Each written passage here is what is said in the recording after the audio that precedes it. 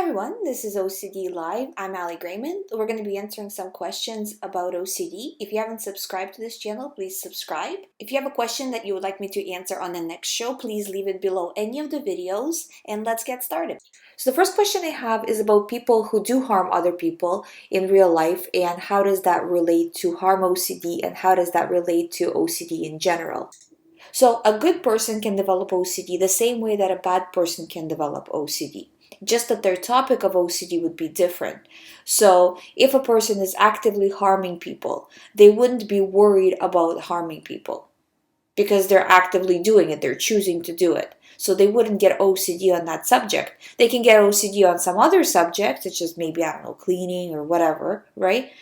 But they wouldn't get OCD about harming people. So if you have harm OCD, or if you have harm thoughts, and they're coming with fear, with anxiety, and with the usual OCD traits, feeling guilty, feeling bad about it, all these things, what if, then that shows you already that that's OCD, because people who actually do those things would never develop this kind of situation. So next question I have is, the person says, my OCD is about giving up bad habits, which are my compulsions, and my mind says I have to do it for the last time before I give up these habits. So there is not going to be one last time. The more you do it, the more pull you will feel to do it. So not falling for this trap and just saying, okay, you know what? You tell me to do it one last time, I'm not going to do that. I'm going to give it up now. And being very strong with that. And it's going to give you a lot of anxiety at first, and it's normal. Don't try to chase that feeling of relief from anxiety, because even if you get it momentarily, it's going to get replaced with another thought. And then you start to get into this mode of going from thought to thought to thought, getting a little bit of anxiety relief, and then having a new thought come in. So not doing that. Instead of saying anything to do with my theme generally is OCD. All of these compulsions that I'm doing are OCD, and I'm going to choose not to do them anymore. Or at least I'm going to choose to reduce the amount of compulsions. So if you can't get rid of it completely, start to reduce it.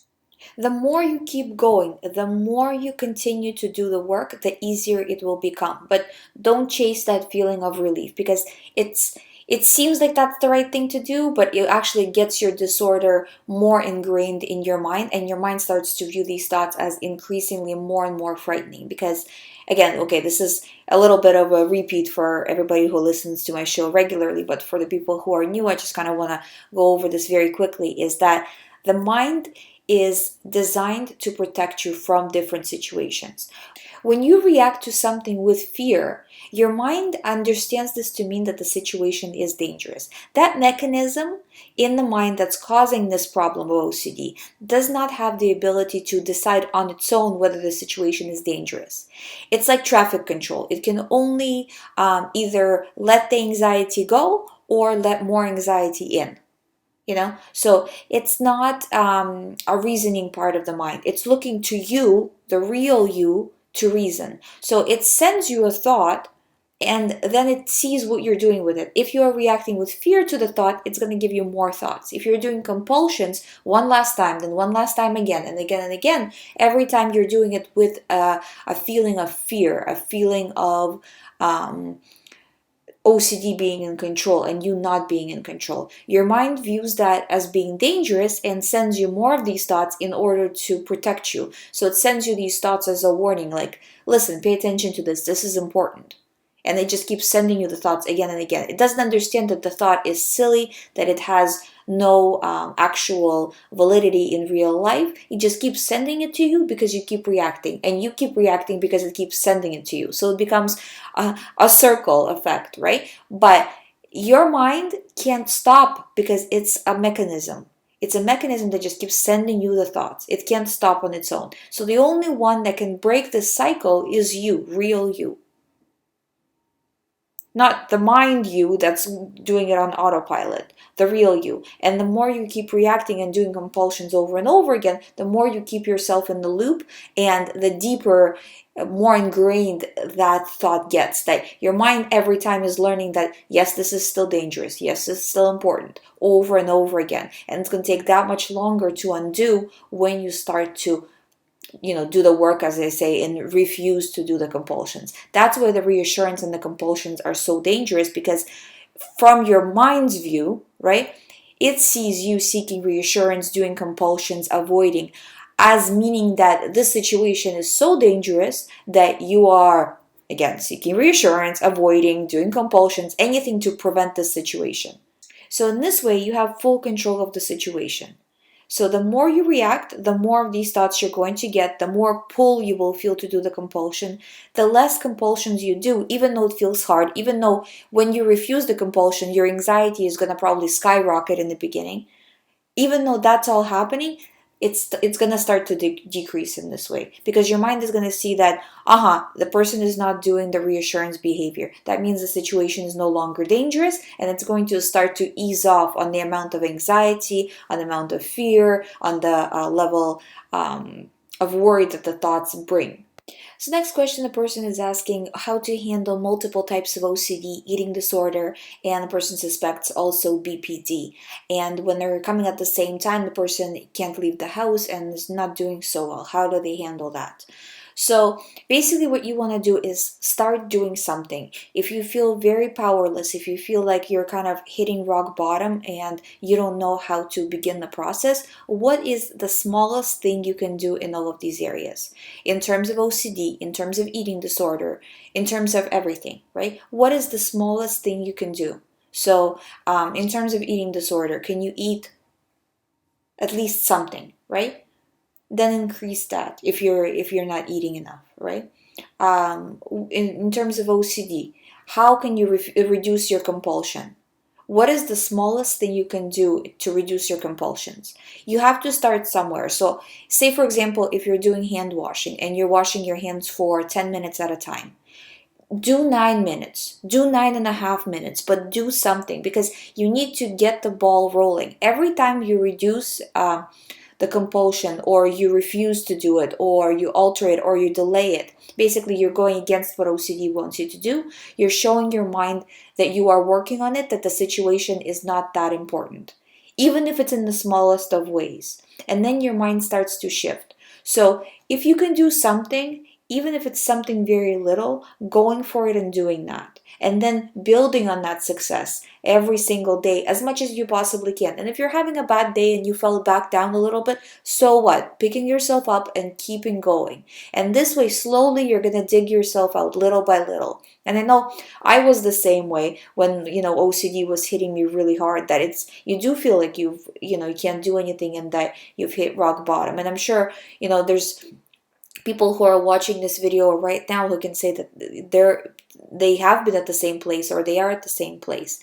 But I can tell you from my clients that I talk to that, that's how they recover, is slowly just working on it little by little, doing the best you can in that particular day, in that particular moment. So next time you get an OCD thought and you're at that crossroads of, do I do the compulsion, do I not, do I seek reassurance, choosing not to. If you can't choose not to, then choose to delay it. If you can't even choose to delay it, do the compulsion, but don't do it perfectly. So alter something at least. So you're taking some sort of a step forward. But the next time after that, then you want to build on that. And you can apply this technique to anything in life. So you can apply it to OCD, you can apply it to your eating disorder, you can apply it to really anything, and just keeping going and just going against what your mind is telling you and doing what you really want to do. Next question I have is, sometimes I find myself testing my previous anxious thoughts to see if the situation still bothers me. Would it be better for my recovery to not do this anymore, or is it a form of exposure and response therapy? Once the thought goes away, there's no reason to bring it up again. Now, if you are faced with the same situation and you feel like you're getting anxiety about it, then it is the exposure, and now you need to do the response. So preventing the response of fear. So exposure and response prevention. But to bring it up on purpose, I don't think you should do that, because most of the time, and people do this frequently, but most of the time when people do this, they do it to get that reassurance after all that nothing happened. So it is a reassurance behavior, and your mind is learning that this is important to you after all, and it's going to bring you more thoughts. So let the thought be. Don't try to figure it out now that you're kind of over it, and just let it go. I wouldn't recommend going over it now that you are feeling a lot better about it. So next question that I have is, hi Ali, what's your advice on dealing with magical thinking OCD tempting the fate of your family? So magical thinking is when you think something is going to cause harm in a way that's really unrelated. So for example, if I wear a certain color, means something bad is going to happen to somebody. Or if I use a certain number, or if I do things a certain way, it's going to make a difference. That's magical thinking, because it's kind of like the person is saying in some magical way, this little action is going to impact some other situation. So just for people who don't know what magical thinking is all about, and magical thinking OCD is all about, rather. So, and again, refusing to do the compulsion. So you're seeing the situation, you're seeing that this is your regular OCD thought, and you're refusing the reaction. So, okay, my OCD doesn't want me to use number 13. So instead of avoiding it in every possible way, I'm going to expose myself as much as possible to it. So say for example, if number 13 triggers you, right? Putting number 13 everywhere, putting it on a note and carrying it in your pocket. Same thing with color. I can't wear a certain color. Well, put on a shirt that has that color in it, and just walk around in it. And at first you're going to be extremely uncomfortable, but the more you do it, the more comfortable you will be with it. So the next comment I wanted to make is about trying to figure out OCD and figuring out if the thoughts are OCD or not. And this is the type of reassurance that everybody pretty much who has OCD falls into. Is this an OCD thought? Well, I can let go of the thought once I know that it is an OCD thought. And it just doesn't work that way, because by the time you seek reassurance, you're seeking it from a position of fear. So you're telling your mind, I am so scared, I'm going to try to figure out if the thought is OCD or not. And if it is OCD, then I'm going to choose to let go of it. So you're sending a strong message of fear to your mind. And of course, once you do that, your mind will send you more thoughts. If you figure out this thought somehow, you will just get more thoughts. Or if you can't figure out this thought, just depending on the nature of the thought, some thoughts are very easy to figure out. So if you end up figuring it out, you're just going to get replaced with another thought. If you don't figure it out, it's just going to be spinning over and over in your mind. So, and if you're researching OCD from a position of trying to figure something out, then from a position of, is this an OCD thought? From a position of fear. So you're doing OCD research, but you're doing it from a position of fear, then that doesn't help the situation, because you're showing you're seeking reassurance. You're not trying to learn about the disorder, you're seeking reassurance. And the more reassurance you seek, again, the more thoughts you're going to get. Because as some people commented on here, you can't outsmart OCD. And that's a very, very true statement. Because your mind is as smart as the rest of you. You are as smart as your mind. So you can't outsmart yourself. So the only thing you can do is just to refuse to play the game. That no matter what, you're choosing not to play the game. And that's what I'm talking about when I say that you have to do the work, is refusing OCD thoughts and knowing that you're going to get a lot of anxiety, not chasing that feeling of relief and saying, you know what, I'm just not playing the game. I'm not going to try to figure it out. I'm not going to research this topic. I'm not going to research whether this topic is OCD or not. I'm just going to do the work. I know the system. I know the steps. I'm just going to do the work. On another note, I really wanted to thank the people that are helping each other on this channel and leaving comments and replying to comments under the videos, because this is what it's all about. There's not enough of support out there, and most of the support comes down to reassurance. And the reassurance is the last thing you should be doing. And I find that the comments are really educated, really smart, and people are supporting each other in a way of recovery, rather than in a way of reassuring and trying to solve the thoughts and keeping each other on the path of recovery, on the path of refusing reassurance. So I really wanted to thank you guys for doing that, and it's really appreciated by me and by the people you're replying to, and please keep going with that. I always say, once you, like to clients, right? Once you recover, you can do what I'm doing, because I talk to people all around the world, and no matter where it is, there's just not enough help out there. And the story of, I went to a psychiatrist, I went to a psychologist, they didn't help me, and I was worse after than when I started with them, is all too common. That's the story I hear 90% of the time. So the more support people can offer each other, the better off, and it just because a person has a degree, it doesn't make them any more special. So you can recover on your own, you can help somebody else recover. You don't need a degree to recover or to help somebody recover from this. It's just about supporting. And this is the thing that I find too with the doctors, that for OCD recovery, the reason why I think my program is so successful is because the clients have unlimited access to me. So, because they have my information in order to be able to contact me, usually through Skype or through text, all the time. So if they're having a question throughout the day, if they're having a hard time throughout the day, they're able to contact me. And that constant support really helps. Rather than when you go to the doc, like a regular doctor, and you're saying, okay, well, I'll see you in a week, and you have no contact with them. And basically the whole week the person starts to slide, is doing worse. And that's if the doctor even knows what they're doing.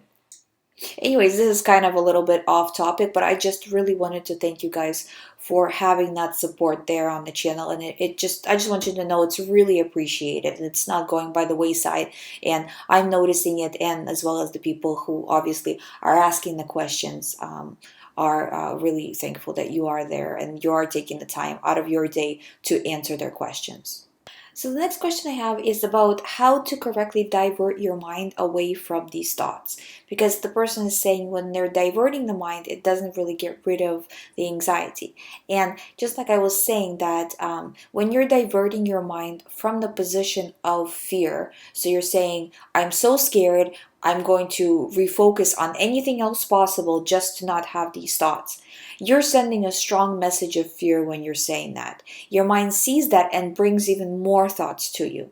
So instead, the way you want to divert your mind is to say, okay, I'm getting these thoughts. I get these thoughts all the time. They're my OCD thoughts. They're my OCD theme. I'm used to them. I'm not going to get scared of them. I'm not going to pay attention to them because they're irrelevant. Even if it's fear, even if it's images that bring up a lot of fear, even if they're very scary, very vivid, who cares? Just view it like a movie. Yeah, this movie is scary. So what? They're my usual thoughts. I'm going to live parallel to it. And I'm diverting my attention not because I'm scared of these thoughts, but because I have something more important to do. And when you're approaching it in that way, then you're showing your mind that you are not in fear, that you are in control, and that you're choosing to do this. That you're choosing to divert your attention, that you're not doing it out of fear and out of panic and out of desperation. You're doing it because you have the choice to do it, and that's what you're choosing. So the next question I have is, what is worse, a pure OCD or an OCD with physical compulsions? And I would say that the two are intertwined more than some of the books tend to paint them as. Because when you're having physical compulsions, you're still mentally going over the thoughts. When you have pure O, or what is called a pure obsessional type of OCD, where there is no physical compulsions that people can see, there's still some that are less noticeable, such as doing research about your topic that you're worried about, or even mentally going over the situation, or isolating yourself, or avoiding certain situations. So even though everything is kind of going on in the person's mind in case of pure O, there's still physical compulsions present. In terms of clients and how they recover, I do find that it's easier to get rid of physical compulsions than it is to get rid of mental compulsions, because it's a lot easier to prevent yourself from physically doing something than from thinking about it over and over and over again and trying to solve it. So, but a lot of the times the two go hand in hand, but generally I see people first recover from the physical stuff and then from the puro stuff that they're dealing with. A lot of the times I do see people have physical compulsions as well as a pure O theme. So pure O would be the main one, and the physical compulsions such as cleaning or checking or whatever would be a secondary thing that they do sometimes, but it doesn't give them as much anxiety as the main PRO theme. And that kind of a setup is very common. I see that a lot with OCD. So next question I have is, I have some kind of memory OCD that I don't know how to fix. Whenever I go through a memory, I scan the whole story and I can't seem to remember something. I start to ask all the people that were participating what happened. How do I stop this? Like some little insignificant detail bugs me for days. And you know that this is already your theme. You know that you do this every single time. So next time you get focused on some detail and not remembering what happened, instead of doing the compulsion and asking people and trying to figure it out, saying, okay, this is my theme, I'm choosing not to do it this time. I am choosing not to play the game. Because the more you choose to play this game, the more it's going to continue. And you can have OCD that lasts for years and years and years. It can last your entire life. Because what's causing it is that mechanism in the mind that can't stop on its own. So as long as you keep powering these thoughts up by asking and seeking reassurance, they can go indefinitely. You're going to go around and around. So saying, you know what, enough is enough. I've been doing it for a long time. Nothing has ever happened. I'm done with this. Because how long are you realistically going to do this for? You can't do this for the rest of your life, right? So stopping now rather than allowing yourself to suffer and then still stopping. Because what happens with these thoughts, with any OCD thought, is that you pay attention to it with the pure type of OCD, which is what this is, right? That you're paying attention to the thought for a certain amount of time, and then you're choosing to let go. So cut out that part where you're paying attention to it, and just choose to let go, because you're still choosing to let go either way, but you're just allowing yourself to suffer for a while before choosing to let go. So let's cut out the suffering, and just as soon as you get the thought, this is my usual theme, I'm not dealing with this, I'm letting go of it now. And you will see that little by little, at first you're going to get a lot of anxiety because your mind will really want you to get into the reassurance and all of that because it's used to it. It finds that to be safe. So at first, it's going to be really hard, and you have to mentally prepare yourself for that, because a lot of the times the person will say, well, I was trying to not seek reassurance, but it's too hard, I'm getting anxiety, and I need to get rid of anxiety. And to get rid of anxiety, you have to refuse, go through that initial anxiety, and over time it starts to diffuse. But getting rid of anxiety in the moment is unproductive, as I said in my other questions, in responses to the other questions as well. So little by little, if you feel like you can't stop yourself from asking people, say, okay, I'm getting anxious now, but I'm not going to ask for an hour, or I'm not going to ask until tomorrow, or I'm not going to ask until 3 days from now. So you're delaying the compulsion. And because you're delaying the compulsion, what happens is your mind says, oh, okay, it's not as important to this person because they're not asking right away. Because if it was a life or death situation, which your mind views it as, you would ask right away. So you're switching how your mind is viewing it by delaying. It would be better, of course, if you refused flat out to ask for reassurance. But if you can't do that at this point, then delaying is your second best option. Because at least you're showing your mind on some level that these thoughts are not all that important. And that's a good start. So the next question I have is about perfectionism OCD. So having everything perfect and worrying when it's not, and trying to do compulsions and fix things when they're not. And again, the more you do it, the more you feel you will have to do it, and you become a slave to these things. And it really is a problem. It really is OCD. A lot of the times the person can say, well, no, I just like to have things clean, or I just like to have everything perfect. And when it starts to chip away at your life, and when it starts to really rule your life, at this point, this is OCD. This is not OCD as in like how it's glamorized in the movies and, oh, I'm so OCD, I have to have everything perfect or something like that. No, this is real OCD. It's a real issue. It's not cute, or it's not a quirk or anything like that. It's something that you really need to address because it's going to chip away at your life until it consumes you and your OCD becomes your whole life. So in terms of perfectionism OCD, doing things imperfect on purpose. So, okay, I have to, for example, people have it in terms of writing something. I have to write it perfectly. It has to look perfect or it has to sound perfect. Well, try to do it slightly imperfect. Nothing is going to happen if you do it imperfect. Or having things arranged perfectly. It doesn't have to be arranged perfectly. You feel like it has to. It feels very scary not to have it that way. But it's, again, getting past the fear and just choosing not to. And the more you choose not to, the less scary it will feel. But you got to get into that mode of rebelling against what OCD wants you to do rather than following everything your OCD tells you to do. So we've come to the end of the show. If you have any more questions, please visit youhaveocd.com. There's a lot more information on there. There's a private recovery program, which is one-on-one with me. There's also ebooks, there's articles, there's a lot of information to help you recover. If you would like to ask a question for the next OCD live show, please leave it below any of the videos. Thank you for watching. Don't forget to subscribe, and I'll see you in the next video.